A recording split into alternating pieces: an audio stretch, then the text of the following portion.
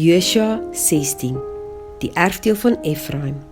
En die lot het uitgekom vir die kinders van Josef, van die Jordaan van Jericho af, oostelik van die waters van Jericho, na die woestyn wat van Jericho af oploop in die gebergte na Betel.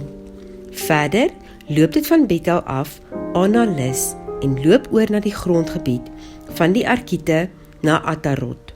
Dan loop dit af in die weste na die grondgebied van die Jafletiete, tot by die gebied van Bet-horon onder, en tot by Geser, sodat dit doodloop by die see. So het dan die seuns van Josef, Manasse en Efraim 'n erfdeel ontvang. En dit was die grondgebied van die kinders van Efraim, volgens hulle geslagte. Die lyn van hulle erfdeel was, in die ooste, Atrot Adar, tot by Bet-horon bo.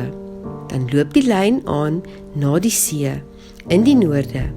Migmetat, dan swaai die lyn in oostelike rigting na Taanat-Silo en loop oos daarvan oor na Janoag. En van Janoag loop dit af na Atarot en Naharat en raak dan aan Jericho en loop op die Jordaan uit. Van Tapuag af loop die lyn in westelike rigting na die spruit Kana. Verder loop dit dood by die see.